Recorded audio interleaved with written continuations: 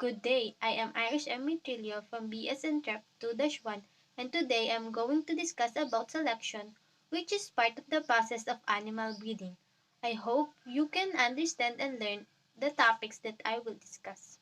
Selection. Selection describes the process of choosing animals that meet the requirements of the breeding objective and will in a breeding enterprise, pass particular traits onto their progeny. Selection should consider both subjectively measured traits, visual assessment, and objectively measured traits, genetic assessment.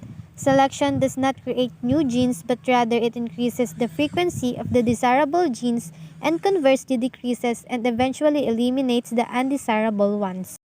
Sabi nga dito, selection is a process. Ito yung pagpili ng the best na hayop para i-breed. Kasi syempre, dapat high quality o mataas yung standard para ganun rin yung maging result ng breeding process.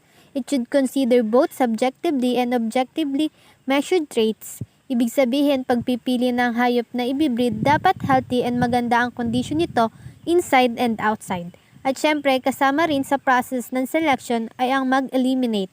Ito ay yung mga hayop na hindi napili o hindi pasok sa standard na nire-require sa pag-breed. Selection based on genetics. Additive gene effect. When many different genes are involved in the expression of traits that result from additive gene effects are considered to be quantitative. There may be hundreds or even thousands of gene pairs located on different chromosome pairs that are involved in the expression of trait. It is different to classify the phenotypes of the animals into distinct categories because they usually follow a continuous distribution. It is hard to identify animals with superior genotypes for quantitative traits. Additive gene effect is a selection based on genetics kung saan sa isang hayop maraming genes yung involved. At dahil nga maraming genes yung involved, konti lang din yung magiging epekto nito dun sa trait ng hayop.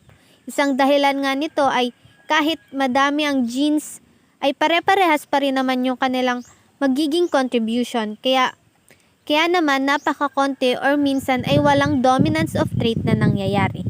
Selection based on genetics. Non-additive gene effect. Controls trait by determining how gene pairs act in different combinations with one another. These traits are readily observable and are controlled by only one or few pairs of genes. Typically, one of the genes in the pair will be dominant if the animal is heterogeneous for the trait being expressed. When combinations of gene pairs give good effects, the offsprings will be better than either of its parents. This is sometimes called hybrid vigor or heterosis. Traits that result from non-additive gene effects are considered to be qualitative. The phenotype of these traits can usually be identified easily. There is relatively little environmental effect on these traits, and the genotype can usually be easily determined. Dito naman sa non-additive gene effect, comparing to additive na many genes, dito ay only one or few pairs of genes lang ang involved, kaya ito ay mas controllable at observable. Dito sa effect na ito ay may dominance na nangyayari, kaya naman a good chance na maganda o high quality yung magiging result ng three types of selection system. Number 1, tandem method. Selection is practiced for one trait improvement has been made, after which selection effort is directed towards another trait. Sa method na ito ay one at a time lang ang pag-improve ng mga trait. For example, milk production ng cow ang gusto i-improve.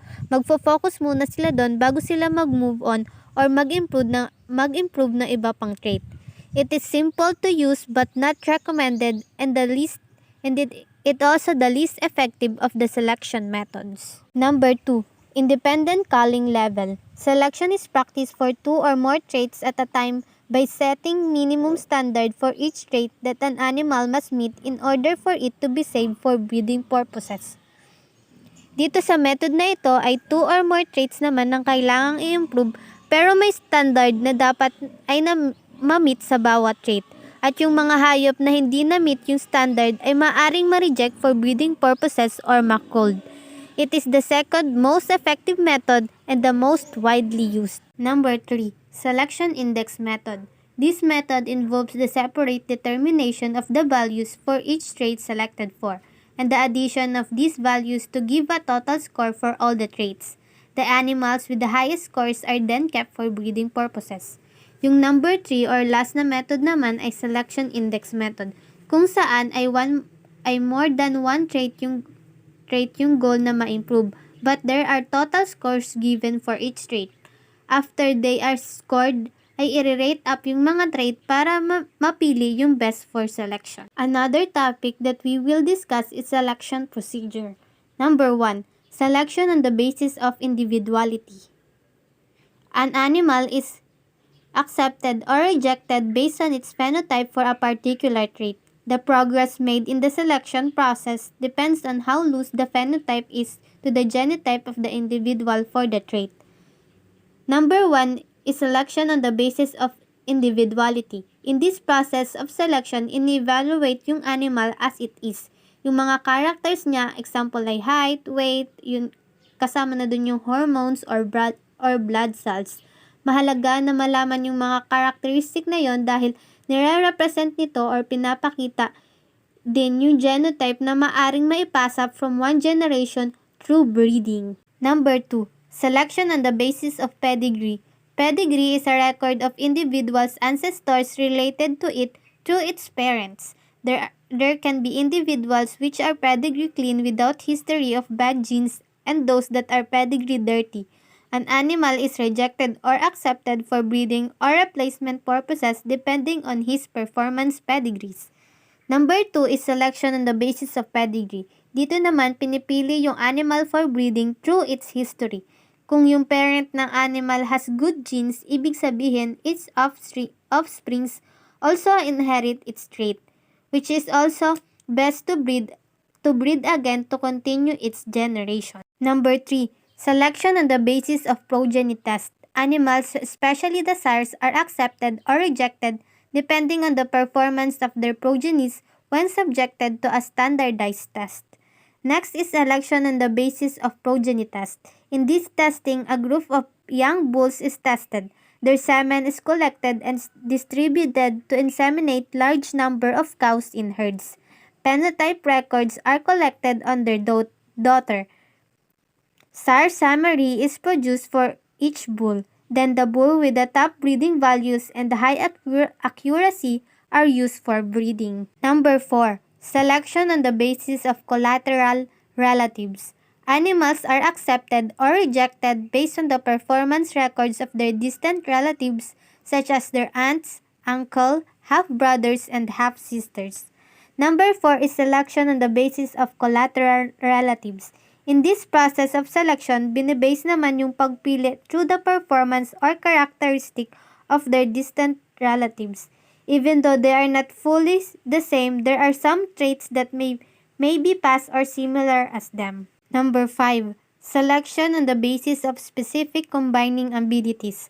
An animal may be accepted or rejected for a certain purpose if some traits that is possessed can combine well, nicking ability, with other traits.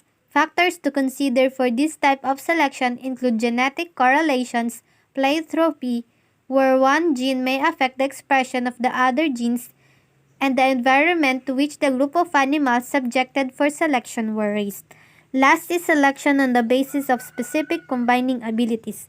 In this process of selection, pinipili naman yung animal for breeding if it has a characteristic or trait that can combine well with other animal which makes them a good potential for breeding.